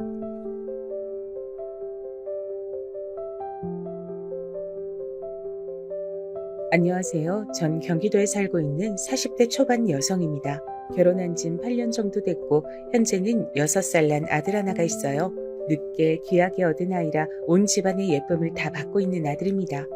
남편은 공기업에 다니고 있고 전 원래 작은 회사에 다니긴 했는데 결혼하면서 그만뒀어요. 남편의 집이 손이 귀한 집안에 시어머니가 식당을 운영하시는데 그게 규모가 꽤 컸거든요. 그래서 나중엔 며느리가 있으면 좋겠다고 늘 얘기하셨어요. 남편은 외동아들이었으니 당연히 그건 절 얘기하는 거겠고요. 물론 그런 이유도 있긴 했지만 가장 큰 이유는 바로 아이였습니다. 조금 전에 얘기했듯 남편의 집안은 대대로 손이 아주 귀했고 전 빠르지 않은 나이에 결혼했어요. 사실 그것 때문에 시어머니가 절 마음에 안 들어 하신 부분도 있었고 말이죠. 처음 인사를 갔을 때 다른 것보다도 나이부터 물어보셨던 게 기억납니다. 올해 나이가 어떻게 되니? 33입니다. 아이고 곧 있음 노산이네 그려. 처음 보는 자리에서 바로 그런 얘기부터 하셨으니까 말이죠. 사실 인사를 가기 전에 남편에게 어머니가 좀 그러신 편이라고 미리 얘기를 듣고 가긴 했지만 그럼에도 면전에 대고 바로 그런 얘기를 들으니 당황스럽고 놀라긴 했었습니다. 결혼하자마자 바로 임신부터 해라. 알겠지? 네? 네. 딱히 엄청난 반대를 하진 않으셨지만 제 나이는 대놓고 마음에 안 들어 하셨어요. 하지만 남편이 이미 저보다 4살이나 더 많았었기 때문에 더 어린 며느리를 보는 건 쉽지 않다는 것도 알고 계신 듯 했습니다. 물론 시어머니의 식당이 잘 되고 있었고 남편이 공기업이라는 안정적인 직장을 다니고 있지만 남편도 곧 40인데 더 이상 미룰 수만은 없는 노릇이니까 말이죠. 그래서 인사를 간 지 얼마 되지 않아 바로 상견례를 하고 날을 잡았어요. 최대한 빨리빨리 그렇게 결혼했습니다. 물론 좋은 점도 있었어요. 빠르게 준비하다 보니 서로 맞지 않는 점도 빨리 해결했거든요. 예를 들어 혼수나 예단 그런 문제들도 양측 다 욕심부리지 않고 어느 정도만 맞춰서 했고 그 외에 다른 것들도 크게 문제가 되는 부분이 아니면 대충 넘기자 뭐 이런 분위기였기 때문에 결혼을 준비하면서 한 번도 싸우거나 다툼이 있었거나 하는 건 없었습니다. 친구들 이야기를 들어보면 결혼 준비하면서 참 많이 싸우고 또 파혼하는 커플들도 많다던데 저흰 그런 문제는 굉장히 수월하게 넘어갔어요. 그게 다 시어머니가 하루빨리 결혼하고 하루빨리 아이를 낳아야 한다는 어떤 사명감 같은 게 있으셔서 진행이 빨랐기 때문이기도 했습니다. 아무튼 그렇게 결혼은 수월하게 했는데 문제는 아이가 바로 들어서지 않는다는 것이었죠. 결혼을 하자마자 집에서 아이 갖는 거에만 매진하라며 일도 그만두게 하셨거든요. 그리고 원래는 결혼하자마자 바로 병원에 가본다든지 그런 걸 하진 않잖아요. 그냥 얼마간은 자연스럽게 신혼을 잘 보내다가 피임하지 않는데도 몇 년간 아이가 생기지 않으면 보통 검사를 하러 가는 게 일반적인데 저희 부부는 시어머니의 성화에 못 이겨 결혼한 지 한 달 만에 병원에 가야만 했죠. 그리고 양쪽 다 문제가 없다는 얘기를 시어머니가 직접 귀로 듣고 나선 어디서 점을 보고 제 생리 주기를 검사하시는 등 유난이란 유난은 다 떠셨습니다. 물론 그거에 완전히 몰입해 계셨기 때문에 다른 시비는 걸지 않는다는 게 장점이긴 했지만 그렇게 너무 간섭하시는 것 자체가 저에겐 상당히 스트레스였거든요. 한 번은 제가 돌려서 말한 적도 있어요. 너무 이렇게 신경 쓰고 아등바등하면 오히려 안 온다고들 하잖아요. 조금만 마음 편하게 아무 생각 없이 있어 보면 찾아오지 않을까요? 남편도 저도 둘 다 문제 없다고 하니까 금방 들어설 거예요. 그렇다고 가만히 손 놓고 있을 순 없잖니. 네 나이도 생각해야지.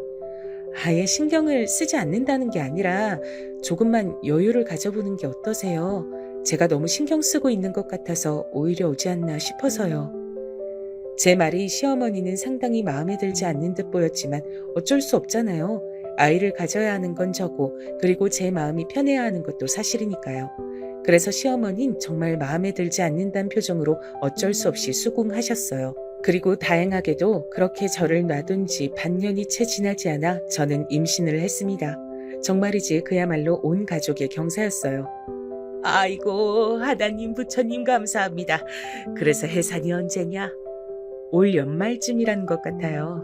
가만 보자. 그럼 둘째는? 좀 소름이 돋긴 하더군요. 첫째 아이를 가지자마자 둘째를 언제 가질 수 있는지부터 계산하시는 모습을 보고 있자니 말입니다. 제 뱃속에 있는 아이가 아들이길 누구보다 간절히 바란 건 다름 아닌 저였어요. 만약에 딸이라면 또 다음 임신이 있을 때까지 어머니가 절 얼마나 괴롭힐진 안 봐도 비디오였습니다. 정말 다시는 겪고 싶지 않았거든요. 저는 어린 시절부터 잔병 치레가 많았고 몸이 건강 체질은 아니었다 보니 임신하고서도 걱정이 많았습니다. 그리고 그 걱정은 늘 적중했죠. 아이를 가지고 있는 동안 정말 고생을 많이 했거든요. 임산부가 겪을 수 있는 거의 모든 질환은 다 겪은 것 같아요. 몸이 너무 힘들었고 너무 고통스러웠습니다. 물론 뱃속의 아이가 너무 보고 싶고 사랑스러웠지만 그럼에도 가끔은 견딜 수 없을 만큼 힘들었어요. 시어머니는 그런 저에게 매번 잔소리하셨습니다. 너는 애가 몸이 이렇게 약해서 대체 어디다 쓰니? 움직이지 말란 말이 그렇게 힘드니? 남들은 이렇게 다 해주면 고마워서 절을 한다더니 너는 왜 가만 누워있는 것도 못해? 제가 몸이 그러니까 시어머니가 절 돌본다는 이유로 거의 저희 집에 사셨거든요. 아이를 가지고 있는 동안에 말입니다. 그런데 제가 움직이기만 해도 저렇게 버럭 화를 내셨죠. 전 그때 알았습니다. 가만히 누워있는 일도 보통 일이 아니란 것을 말입니다. 그렇게 고단하고 힘든 10개월이 지나고 드디어 아이를 볼 수 있었어요. 이미 성별은 알고 있긴 했습니다. 중간에 한번 물어봤을 때 선생님께서 알려주셨고 전 그걸 바로 그 누구보다 빠르게 시어머니에게 알려드렸었거든요. 다음 임신은 정말 죽어도 하고 싶지 않아서 말이죠. 아이고 됐어. 아들이라니. 아마 그날이 제가 시어머니를 본 중 가장 기뻐 보이는 날이었을 겁니다. 그렇게 아들을 낳았어요. 정말 집안의 경사라는 말은 이럴 때 쓰는 거구나 하고 생각했던 것 같습니다. 사실 시아버지는 딱히 임신이나 아들에 대해 별말 하지 않으셔서 그렇게 좋아하실 줄은 몰랐거든요. 근데 정말 좋아하셨어요. 하루 종일 아이에게서 눈을 떼지 않으시고 하루 종일 입이 귀에 걸려 있으셨거든요. 이제 어머니도 그전보단 나아지실 거야. 당신이 너무 고생 많았어. 남편이 그렇게 얘기하며 제 등을 쓰다듬어 주더군요. 저도 그렇게 생각했습니다. 그토록 원하던 아들을 낳아드렸으니 이젠 그 전과 같은 간섭이나 잔소리들이 덜할 거라고 말이죠. 하지만 그건 엄청난 오산이었어요. 저희 시어머니는 예사뿐이 아니셨습니다. 기저귀는 뭐를 싸라, 언제까지는 모유 수유를 해라. 그러려면 엄마가 먹어야 할 음식은 이런 것들이 좋고 이런 것들은 먹으면 안 된다. 정말 사사건건 하나하나 다 간섭하셨어요. 둘째도 이제 슬슬 가져야지. 그리고 몸을 푼 지 얼마 되지 않아 바로 그렇게 얘기하셨습니다. 지금 와서 돌이켜보면 그때 탈출을 했었어야 하는 건데 왜 미련하게 아무것도 하지 못하고 그러고 있었는지 정말 후회가 많이 돼요. 남편은 몰랐는데 정말 회피형 인간이었습니다. 딱히 저에게 못하는 건 없었지만 시어머니의 구박이나 과한 요구 조건들에도 시어머니에게 그러지 말란 말 한마디를 하지 않는 사람이었어요. 시어머니는 그런 아들을 두고 엄마 말 잘 듣는 효자 아들이라고 했지만 제 생각은 달랐습니다. 남편은 귀찮고 번거롭고 괜히 복잡해지는 일에 끼고 싶지 않았던 거예요. 아마 자신의 어머니가 어떤지 알고 있으니 더 그러긴 했겠지만요. 시어머니는 제가 미처 몸을 다 추스르기도 전부터 둘째 얘기를 하시더니 아들이 돌이 다가올 때쯤 정말 스트레스를 많이 주셨어요. 너도 조금 있으면 노사 나느니? 지금 낳아야 한다. 낳을 생각이 없는 건 아니지? 노력은 하고 있니? 지금 가져야 2살 차이 나고 딱 좋잖니? 볼 때마다 그놈의 임신, 그놈의 아이 정말 지겹도록 얘기를 해대셨어요. 제가 스트레스성 탈모가 올 지경이었습니다. 아마 그쯤이었을 거예요. 저희 친정 엄마가 시어머니의 그 유난을 알게 된 게 말입니다. 너 요즘 안색이 왜 그러니? 아, 한약 먹는 게 있는데 그게 몸에 잘 안 맞나 봐. 자꾸 살이 빠지네. 그럼 그만 먹어야지. 무슨 약인데? 그게 시어머니가 어디서 임신 잘 된다는 한약을 해서 오셨었거든요. 하루에 3번 몇 시에 먹어야 하고 이런 게 다 정해져 있는 약이었는데 때마다 전화나 문자로 제가 약을 먹었는지 체크하셨었습니다. 시어머니가 지어준 한약인데 임신 잘 되는 약일걸? 아니, 애 낳은 지 얼마나 됐다고 임신을 또 하라고 약을 지어줄 정도로 유난을 부려? 손이 귀한 집안이잖아.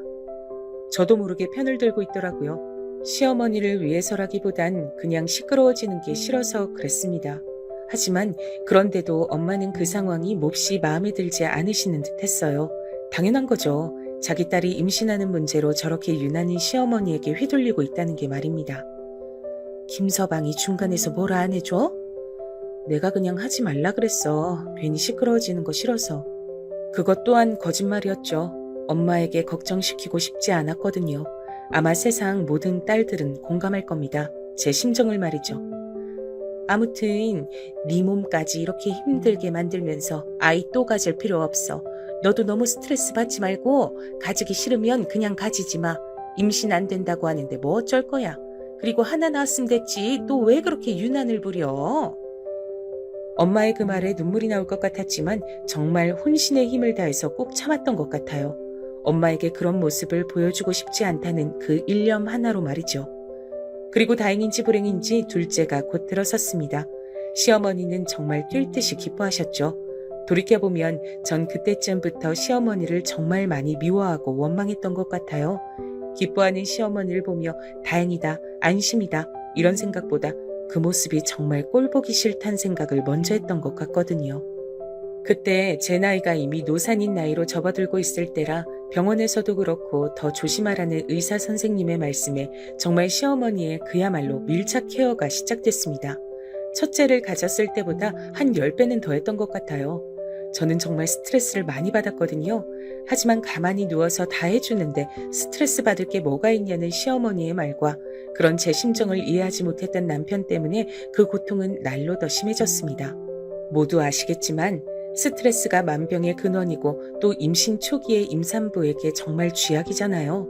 어쩌면 제가 유산한 건 아마 정해진 수순이었을 거예요. 그런 환경에선 말이죠. 네, 저는 둘째 아이를 유산했습니다. 가진 지 3개월 정도 됐을 때 말이죠. 바라던 임신도 아니었고 또 너무 힘들어서 겁이 났던 것도 사실이었지만 아이를 잃는다는 건 엄마에게 엄청나게 큰 슬픔이자 아픔이었어요. 저는 참 많이 힘들었습니다. 방 안에 갇혀서 나오지도 않고 울었어요. 그리고 그 스트레스를 더해준 건 다름 아닌 시어머니였고 말입니다. 뭘 어떻게 했길래 가만히 누워만 있는데 애가 떨어져? 스트레스 때문이라잖아요. 지가 스트레스 받을 게 뭐가 있다고. 하여간 복에 겨워선 이걸 어쩔 거야. 이 일을 어쩔 거냐고. 애 한 번 떨어지면 다시 갖기 힘든 거 몰라? 이미 떨어진 애를 어째요 그럼. 다시 붙일 수도 없고. 어머니도 진정하세요. 아이고 쟤는 어쩜 뭐 저렇게 하나 마음에 드는 게 없어? 이 손귀한 집에? 선우 있잖아요. 둘은 낳아야지. 그러게 내가 나이 좀 더 어린 애랑 하라고 했지? 지금 그 얘기가 왜 나와요?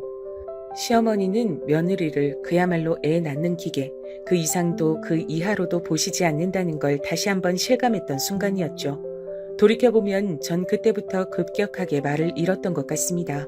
시어머니와 말을 섞기 싫었고 그러려면 최대한 말을 잘 들어야 했어요. 그래야 두 말을 안 하시고 그래야 시어머니의 목소리를 더 듣지 않을 수 있었으니까요. 왜 벗어날 생각을 하지 못했는지 지금 생각해보면 그때 제가 그렇게 바보 같을 수 없어요. 너무 후회가 됩니다. 둘째를 유산하고 한동안 아이가 들어서지 않자 시어머니는 포기를 하신 듯 했죠. 더 이상 아이 얘기는 하지 않으셨거든요. 그리고 아들이 자라면서 걷기 시작하고 말을 하고 그런 손주를 보는 재미에 푹 빠지셔서 저에게 더 신경을 안 쓰시기도 했고 말이죠. 그래서 좀 살만하다 싶었던 어느 날이었습니다. 너 이제 가게 나와라. 네? 제가 어머니 가게를요? 언젠가 네가 물려받아야 할 가게인데 이제 슬슬 나와서 일 배워야지. 이제 둘째도 물 건너간 마당에 언제까지 집에서 그러고 놀고 먹을 거야?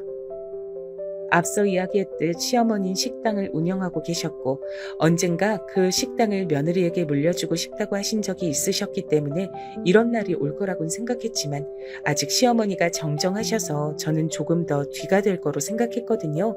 그리고 최대한 미루고 싶기도 했고 말이죠. 선우가 너무 어리잖아요. 조금 더 크면요. 시어머니는 네가 하는 일이 뭐가 있냐, 애는 잘 보는 사람에게 맡기면 되지 않느냐 하는 소리를 하셨지만 이번엔 저도 지지 않았습니다. 어디서 보니 아이가 4살이 될 때까진 엄마랑 같이 크는 게 정서상 좋다더라.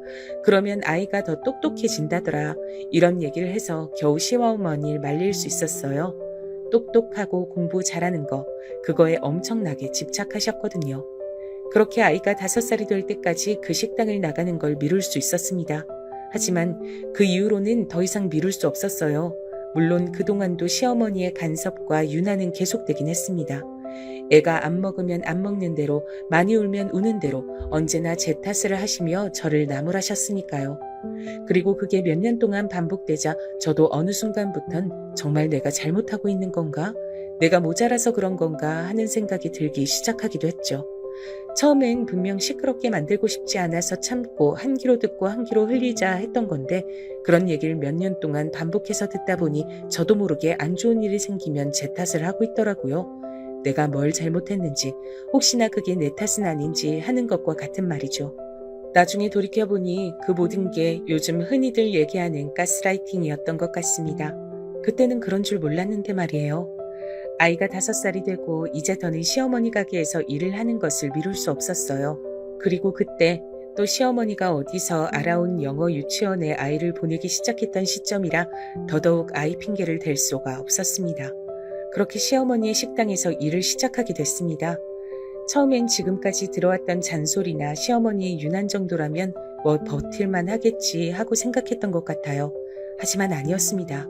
식당에서 함께 일하며 하루 종일 붙어있는 시어머니는 제 상상을 초월하는 분이셨어요. 아까 손님한테 물 제대로 안 가져다 줬지? 너는 할 줄 아는 게 뭐니? 설거지 제대로 하라고 했지? 이게 뭐야? 일이 느는 게 이렇게 더뎌서 널 어디다 쓰니? 너 사회생활은 제대로 한 게 맞지? 어쩜 이렇게 멍청할 수가 있어? 아무렇지 않게 다른 직원들이 다 보는 앞에서 그런 말들을 하셨어요.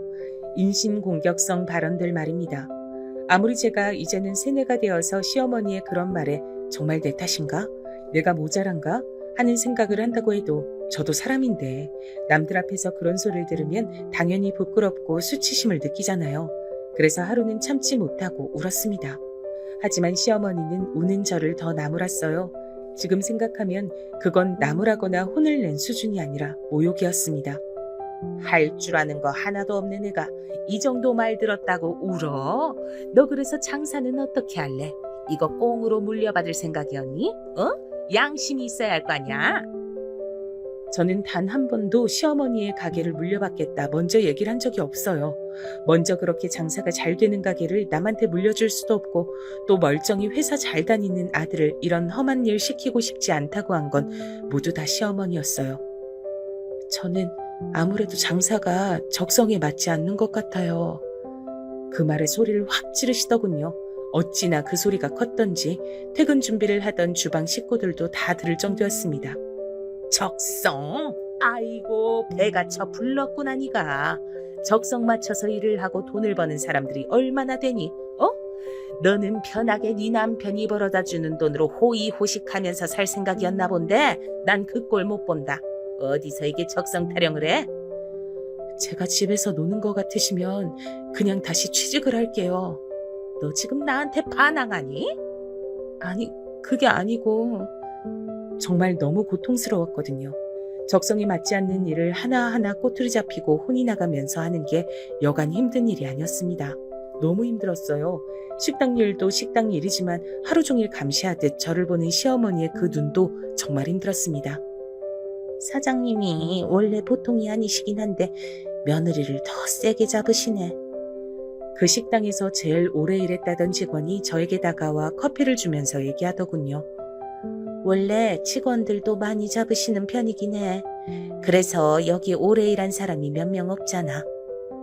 그러고 보니 시어머니의 식당은 장사가 잘 되는 유명한 식당인 것 치곤 직원이 굉장히 빨리 많이 바뀌는 편이긴 했거든요. 그게 다 시어머니가 직원들을 못 살게 굴어서 그런 것 같더라고요. 본인은 직원들을 그렇게 빡세게 잡아야 손님에게 최상의 서비스 나가고 그래야 계속 장사가 잘 된다고 믿고 있어서 이러는 것 같은데 이러는 것도 정도가 있고 하루 이틀이지 이렇게 일 잘하는 직원들이 금방금방 나가서야 음식이나 서비스 수준이 한결같을 수 있겠냐고. 사장님은 하여간 사람 귀한 줄 몰라. 장사하는 사람한테 그게 제일 중요한 건데. 그 직원분도 몇 번이나 그만두려고 하셨지만 그때마다 시어머니가 붙잡은 것 같더라고요. 안 그래도 사람이 자주 바뀌는데 제일 오래 일하셔서 시스템을 다 아시는 분이 그만두면 아무래도 운영에 차질이 생길 수밖에 없으니까요. 내 생각엔 아무래도 그래서 며느리를 들인 게 아닌가 싶어. 자기가 아무리 저렇게 지랄해도 그만두지 못할 거 아니야, 며느리는. 듣고 보니 정말 그런 것 같다는 생각이 들더군요. 저에게 식당을 물려주고 뭐 그런 얘긴 사실 겉만 번지르르한 핑계에 불과하고 하도 직원들이 자주 바뀌고 많이 바뀌다 보니 식당의 맛과 서비스의 수준이 한결같이 유지되기가 힘이 들고 그로 인해 요즘 매출이 조금씩 줄어드는 중이라고 말이죠. 자기가 바뀔 생각 안 하고 이런 못될 생각이나 하고 있으니 하여간 저 사람 참 안 바뀌어. 시어머니네 가게에서 근 10년을 일하시는 분이 이제 일을 막 시작한 며느리에게 자기 사장 흉을 볼 정도면 시어머니는 정말 사람 관리를 못하고 있는 게 분명했습니다. 그것만 봐도 이 식당은 오래 유지되긴 글른 것 같았어요. 물론 시어머니 본인만 몰랐지 말입니다. 하지만 전 그런 구체적인 생각보다도 지금 당장 제가 못 견디게 힘든 게 더 컸기 때문에 어느 날은 남편에게 얘기를 했어요. 나 도저히 어머니 가게 일 못하겠어. 장사도 너무 적성에 안 맞고 하루 종일 어머님께 감시당하는 것 같은 것도 너무 스트레스야. 전 제가 그렇게 얘기하면 남편이 제 편을 들어주고 그래도 시어머니에게 한 번쯤은 말을 해줄 줄 알았거든요. 하지만 그건 저의 엄청난 착각이었습니다. 남편은 제가 힘든 것 따윈 안중에도 없는 듯 했어요. 여보, 어머니 식당 한 달 순수익이 얼만 줄 알아? 갑자기 그 얘기가 여기서 왜 나와? 그걸 나중에 당신이 물려받을 건데 당연히 얘기해야지. 어머니 식당으로만 나보다 한 달에 내 월급 2배는 버셔. 어머니가 그 일을 하시면 몇 년이나 더 하시겠어. 그 몇 년만 참아. 그보다 더한 보험이 어딨다고 배부른 소리를 하고 있어. 저보고 배부른 소리라고 하더군요. 저는 당장 죽을 것만 같이 괴로운데 말이죠. 전 그날 이후로 남편에게 그 얘기를 하는 것을 관뒀습니다. 그리고 머리를 아예 비우고 기계처럼 가게에서 일만 했어요. 어머니가 무슨 욕을 하셔도 저건 사람이 하는 말이 아니다 하는 생각을 하면서 말이죠. 그렇게 1년을 버텼습니다. 저는 나름 잘 버티고 있다고 생각했는데 오랜만에 보는 사람들마다 저를 걱정했어요. 야, 너 얼굴이 왜 그래? 식당 일 많이 힘들어? 나 힘든가? 전 제가 힘든 줄도 모르는 상태까지 되었고 말이죠. 겉으로 보기에만 그랬던 게 아니었습니다. 친구들은 제가 사람도 변한 것 같다고 하더라고요. 너 좀 변한 것 같아. 내가? 어디가? 그전엔 무슨 말을 해도 공감도 잘해주고 잘 웃었는데 지금은 꼭 감정이 없는 사람같이 표정도 없고. 사실 그 얘긴 엄마에게서도 들었었거든요. 장사가 많이 힘들어서 그렇다고 둘러댔는데 친구들에게도 그런 얘기를 들으니 제가 어딘가 이상해지고 있나 하는 생각이 들긴 하더라고요. 저는 정신적으로 상당히 많이 아픈 상태였습니다. 그땐 자각하고 있지 못했지만 말이죠. 아마 저는 엄마 아니었음 그걸 평생 자각하지 못한 채 그렇게 세뇌당해 마음도 표정도 없는 기계처럼 감정을 빼놓고 일만 했을지도 몰라요. 그게 불행한 거란 생각조차 하지 못하면서 말이죠. 하지만 그래도 저는 복이 있는 사람이었습니다. 우리 가족들 말이에요. 친정 식구들 말이죠. 그 일은 저희 엄마가 시어머니의 식당에 오면서 벌어졌습니다. 그 시기가 제가 유독 더 힘든 시기긴 했어요. 아무리 감정 없이 기계처럼 일을 하고 있다곤 하나 그래도 사람이기 때문에 엄청난 일들 앞에서까지 감정이 없을 순 없잖아요. 당연히 상처도 받고 말이죠. 그때 가게의 매출이 점점 떨어지고 있었거든요. 이유는 명확했습니다. 얼마 전에 주방에 이모님과 시어머니가 크게 한번 다투신 일이 있었어요. 그리고 그분이 그만두셨거든요. 물론 그 싸움도 시어머니의 막말로 시작이 된 거였고 말입니다. 암튼 그래서 새로 구한 주방의 직원 때문에 음식 맛이 조금 변했어요. 맛이 없어졌다기보다는 그동안 이 식당을 찾아온 단골 손님들이 원하는 맛이 아니었다고 할까요? 그래서 그런지 단골 손님들이 많이 빠졌습니다. 당연히 매출은 떨어지고 말이죠. 동네 장사가 아무리 잘 된다고 해도 손님들이 빤하잖아요. 그래서 시어머니가 엄청 예민했던 시기였죠. 제 작은 실수 하나도 그냥 넘기지 못했고 말이에요. 뻑하면 저에게 물통 같은 걸 집어던지고 인연전연 해가며 욕을 해댔습니다. 원래는 그 정도는 아니었는데 점점 더 심해졌어요. 모든 스트레스를 저에게 다 풀었거든요. 그 덕에 직원들은 좀 편하긴 했을 거예요. 저한테만 그 난리를 쳤으니까 말입니다. 한 번은 그런 시어머니의 모습을 남편이 봤던 적이 있어요. 그날은 식당의 손님이 수저가 더럽다며 수저를 바꿔달라는 컴플레인이 있은 날이었거든요. 그 손님이 나가자마자 시어머니가 저에게 숟가락과 젓가락을 던지며 쌍욕을 하셨는데 그때 마침 남편이 식당으로 들어왔었습니다. 여보, 전 내심 남편이 자기 어머니의 이런 모습을 보고 충격을 받아 시어머니에게 화를 내고 절 감싸주고 당신 앞으로 식당 나오지 말라며 엄포를 놓는 그런 모습을 상상했어요. 그럴 만한 장면이잖아요. 하지만 남편은 그러지 않았습니다. 어머니, 이 사람이 무슨 잘못을 했는지 모르겠지만 사람들 앞에서 이러시면 안 돼요. 그리고 사람들이 보지 않아도 남한테 그렇게 화를 내는 건 옳지 않아요. 거기서 자기 엄마를 달래고 가르치고 있더군요. 그렇게 말해서 들어먹는 사람이었으면 여태 저한테 그랬겠냐고요. 남편은 그냥 그때도 회피한 겁니다. 본인 눈으로 직접 목격한 이상 어떤 말은 해야겠고 근데 일을 크게 만들긴 싫고 제가 당한 거니 저에게 뭐라고는 할 순 없고 그냥 안 하니만 못할 짓을 한 거예요. 전 그 이후로 남편에게 모든 신뢰를 잃었고 더 이상 남편이 의지가 된다는 생각을 단 하나도 하지 않게 됐거든요. 그냥 한 지붕 아래 사는 남자 사람, 그 이상도 이하도 아닌 존재가 돼버린 겁니다. 지금 생각하니 참 바보 같네요. 그 지경이 됐는데도 저는 왜 거기서 탈출하지 못하고 그렇게 당하고만 있었을까요? 세뇌가 이래서 무서운가 봅니다. 멀쩡했던 저 같은 사람도 그렇게 바보같이 만든 거 보면 말이죠. 그런 저를 그곳에서 탈출시켜준 건 다름 아닌 우리 가족이었어요. 제 식구들 말입니다. 제가 그때쯤 너무 스트레스가 극심해서 엄마의 전화도 받지 않고 연락도 하지 않았거든요. 이 일이 없는 것처럼 굴 순 없었는데 걱정을 끼치긴 싫어서 그냥 피하는 걸 택했습니다. 그런데 마지막으로 본 딸의 모습이 굉장히 좋지 않아 보였는데 연락마저 되지 않으니 엄만 당연히 딸의 걱정을 많이 하셨죠. 그래서 시어머니의 가게에 찾아오셨어요. 그리고 그 장면을 목격하고 마신 겁니다. 시어머니가 고래고래 소리를 지르며 저에게 쌍욕을 하면서 제 뺨을 올려치는 장면을 말이죠. 그 일이 일어나게 된 사건의 전말은 이러했습니다. 그날은 시어머니의 심기가 매우 불편했어요. 주말이고 원래라면 손님으로 북적여야 하는 시간이었는데 손님이 몇 테이블 없었거든요. 안 그래도 요즘 손님이 굉장히 많이 빠지고 있는 상태라 예민했는데 그런 상황이니 더 심기가 불편하긴 했을 겁니다. 그런데 손님 한 분이 컴플레인을 거셨어요. 그 손님도 진상 손님이긴 했습니다. 나온 음식의 양이 작다며 절 불러다 뭐라고 했거든요. 더 가져달라는 말에 제가 죄송하지만 그럴 수 없다 연발하자 그 손님은 벌떡 일어나 저에게 삿대질하며 소리를 지르기 시작하셨어요. 종종 그렇게 말도 안 되는 손님들이 있긴 하거든요. 잠시만 참으면 되니까 생각하고 눈을 질끈 감고 있었습니다. 손님이 더 달라면 더 줄 것이지. 말이 많아. 손님, 죄송하지만 저희는 정량을 드리고 있기 때문에 추가로 더 드시고 싶으면 추가 금액을 내셔야만 가능합니다. 그냥은 드릴 수 없어요.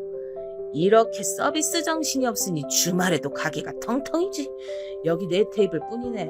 이렇게 식당이 큰데. 아마 그 말에 시어머니는 이성의 끈을 놓으신 것 같아요.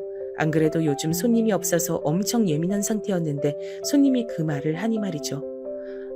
죄송합니다. 더 가져다 드릴게요. 시어머니는 손님에게 그렇게 얘기하고 다른 직원을 불러 음식을 더 가져다 드리게 시켰어요. 그랬더니 손님은 의기양양해졌습니다. 사장님이 장사 잘하시네. 여기 직원들 교육 좀 제대로 해요. 서비스직 하는 사람이 표정이 뚱해선 이러니 장사가 안 되지? 하며 저를 탓하는 듯한 말을 했죠. 시어머니는 그런 손님에게 알겠다고 하며 고개를 한 번 더 숙인 뒤 절 옆으로 끌고 나오셨습니다. 그리고 순식간이었어요. 제 뺨을 올려친 게 말입니다. 짝 하는 소리가 식당 전체에 울려 퍼지고 저는 아픈 것보다 놀라서 고개를 번쩍 들어 시어머니를 바라봤습니다. 시어머니의 표정을 보니 화가 아주 제대로 나서 이성을 잃은 것 같아 보였어요. 니년이 내 식당을 아주 다 말아먹으려고. 내가 생각해보니 우리 가게 매출 떨어진 것도 니년 들어오고 나서부터야. 말도 안 되는 소리였습니다.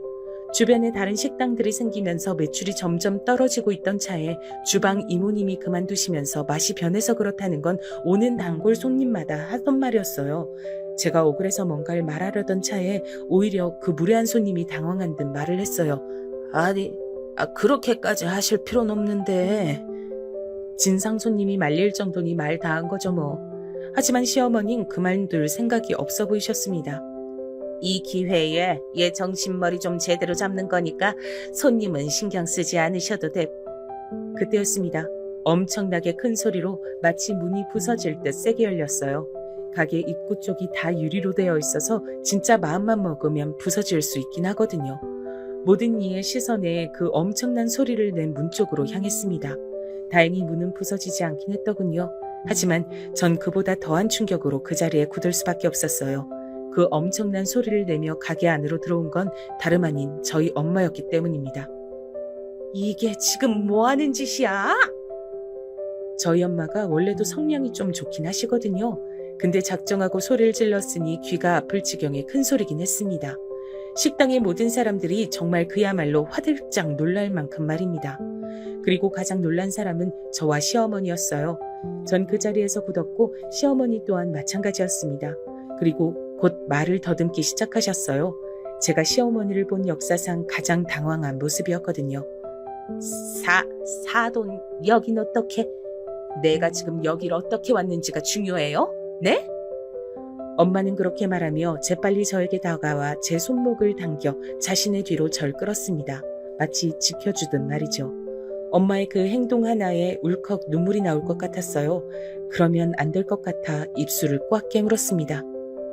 방금 그건 오해가 아니져도 그럴만해서. 어디가 어떻게 그럴만하면 며느리한테 2년 전년 해대면서 뺨을 올려치는데요.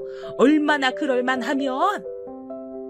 엄마는 말을 하다가 도저히 참을 수가 없다는 듯 다시 소리를 버럭 질렀고 그 소리에 식당 안에 있던 손님들은 다시 한번 놀라는 듯 했습니다.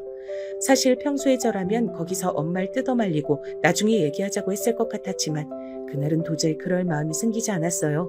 저도 굉장히 많이 지쳐 있었던 것 같습니다.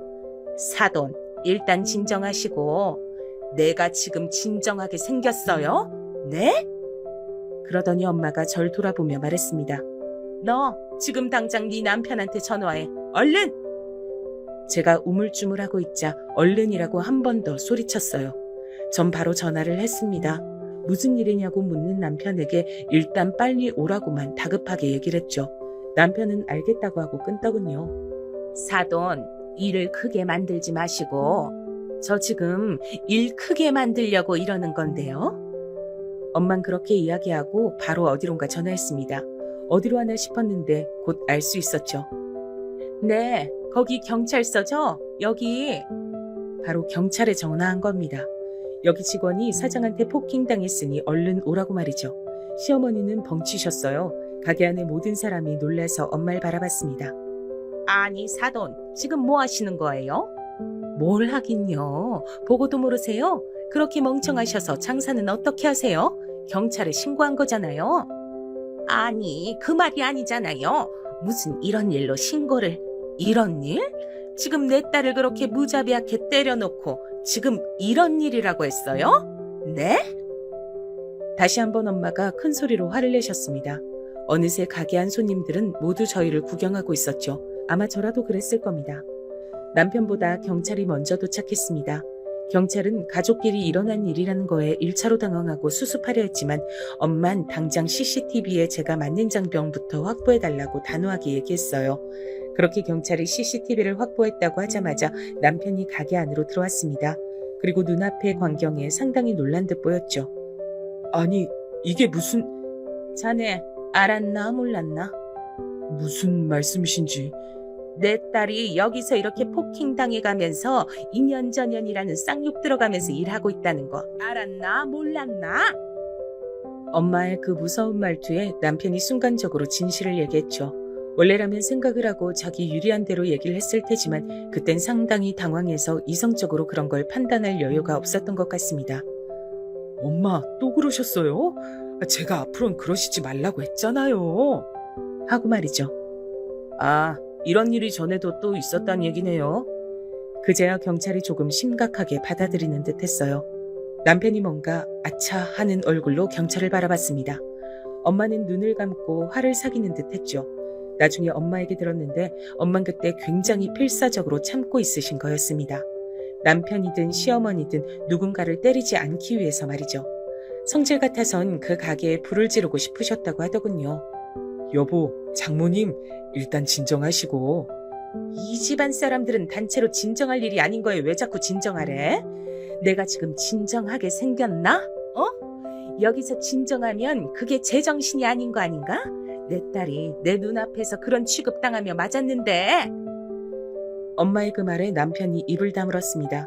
그러곤 곤란하게 됐다는 얼굴로 한숨을 쉬었어요. 지금 깨달으신 분 있으신가요? 남편은 가게에 들어와서 그 얘기를 들은 뒤 단 한 번도 저에게 괜찮냐는 말을 하지 않았습니다. 그저 이 상황을 어떻게 수습해야 할지에 급급할 뿐이었죠. 그건 엄마도 눈치를 챈 것 같더군요. 자기 부인이 맞았단 말을 듣고도 장모라는 사람이 이렇게 눈이 뒤집혀서 화를 내면 엄청난 짓을 당했다는 걸 알 텐데도 자네는 여기 들어와서 단 한 번도 내 딸한테 괜찮은지 묻지 않았어. 이것만 봐도 알 수 있겠네. 우리 딸이 이 집구석에서 어떤 취급받으면서 여태 살았는지.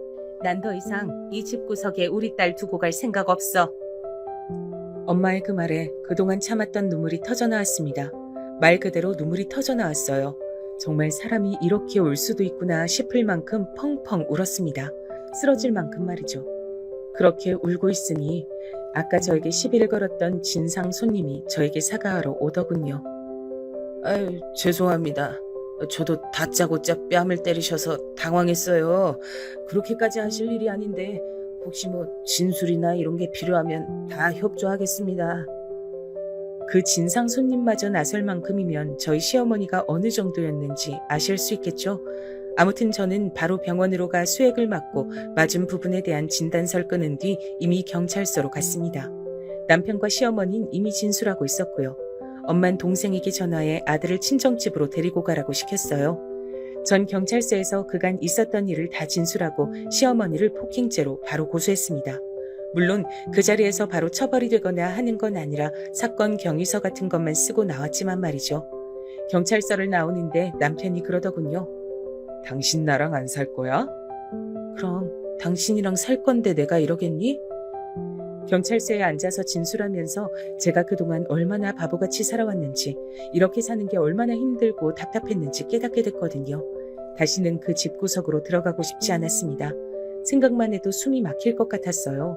여태 제가 버티고 있었던 게 용할 만큼 말입니다. 시어머니는 저에게 한마디도 하지 않으셨어요. 자신이 무슨 말을 하든 불리하게 작용한다는 것을 순식간에 깨달으신 듯 하더군요. 아무튼 그렇게 그날은 마무리됐죠. 집으로 가서 그간 있었던 일을 얘기하며 한 번 더 울었고, 바로 다음날 엄마의 아는 분을 변호사로 선임하고 이혼 소송을 진행했습니다.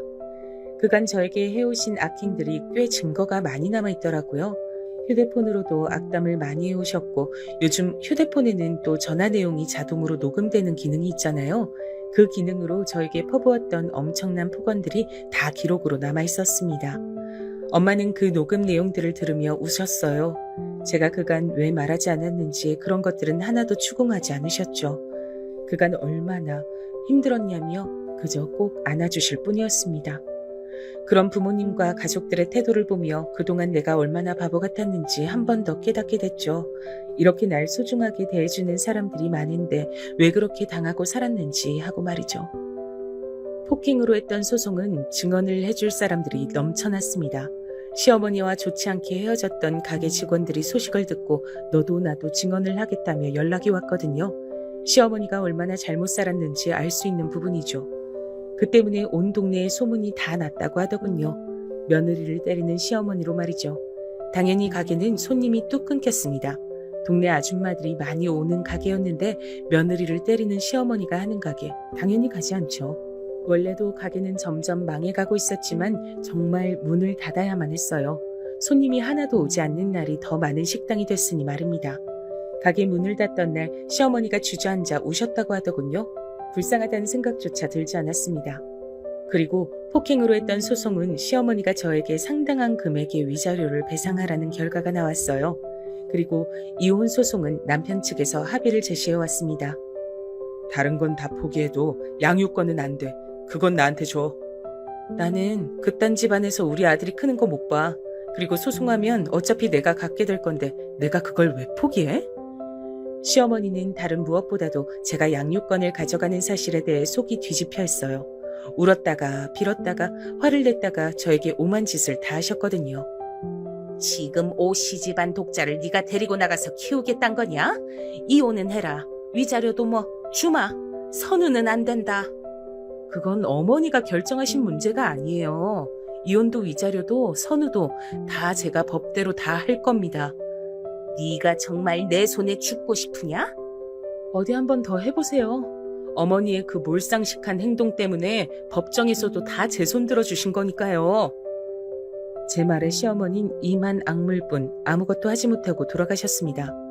남편도 자신의 어머니와 연을 끊으면 다시 생각해봐 줄 수 있냐는 등 말도 안 되는 소리를 했지만 당신 얼굴을 보는 것만으로도 역겨워서 토할 것 같아 라는 제 말에 충격을 받더니 다신 그 얘기는 하지 않더군요. 이혼 소송도 다 제가 승리했어요. 위자료도 많이 받았고 양육권도 가져왔습니다. 물론 합의하에 아이를 보여주는 부분에선 동의했고요. 시어머니는 시아버지와도 거의 남처럼 지내고 있다고 하더군요. 시아버지가 이혼하려다 참았다는 얘기를 들었습니다. 남편은 아직도 간혹 자신이 어머니와 연을 끊을 테니 다시 한번 생각해봐달라는 식으로 얘기를 하지만 저는 그럴 생각이 절대 없네요. 지금이 너무 행복하거든요. 이제 숨을 쉬는 것 같고 이제 세상이 보이는 것 같아요. 소중한 제 가족들과 전 이렇게 살기로 결심했습니다. 엄마가 밝아지니 아이도 밝아지는 것 같아서 그동안 아이에게도 영향이 있었구나 싶어 슬프기도 했고 말이죠. 저는 요즘 문화센터에서 도예를 배우고 있습니다. 잡생각을 하지 않고 집중하기에 상당히 좋더라고요. 그리고 재미도 있고 말이죠. 이렇게 하루하루 소소한 즐거움을 느끼며 사는 일상이 얼마나 행복하고 소중한지 새삼 깨닫고 있는 나날들을 보내고 있어요. 그리고 눈물이 날 만큼 그 사실이 행복합니다. 저는 이제 그만 얘기를 끝내야 할 것 같아요. 그 집구석에 더한 복수를 해줄 수도 있었습니다. 하지만 전 제가 행복함으로써 그 복수를 완성하려 해요. 그들은 정말 불행해 보이거든요. 그만 줄일게요. 제 얘기 들어주신 분들도 오늘 하루 소소한 행복을 느끼며 그 일상에 행복해 하시길 바랍니다. 감사합니다.